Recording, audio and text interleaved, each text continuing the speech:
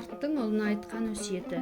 Бір бай өлер уақытында ұлын шақырып алып, ұлым, мен өлген соң жұма сайын қыз алып, қала сайын үй сал, ас жесең бал же деп өсиет айтыпты. Бай дүниеден өтіп, ұлы атасының өсиетін орындай бастайды. Жұма сайын қыз алып, қала сайын үй салады. Ас ішсе бал ішіп, ақшасын бітіреді.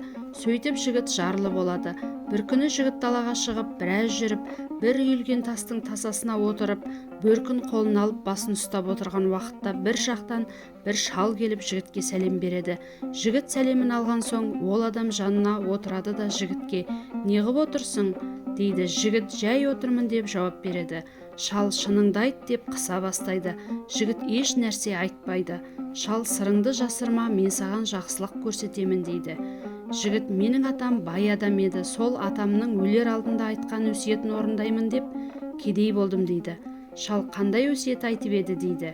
Жігіт «Әуелгі өсиеті мен өлген соң жұма сайын қыз ал деп еді.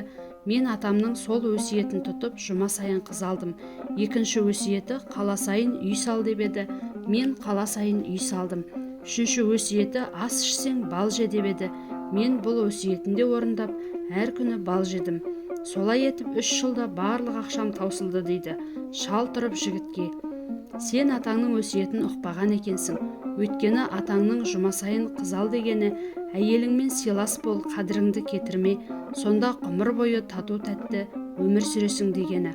Қала сайын үй сал дегені, қала сайын достарың болсын, барғанда түсетін деген еді.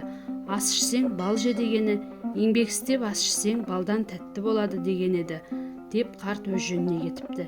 Жігіт әкесінің терең мағыналы өсиетіне сонда ғана түсініпті.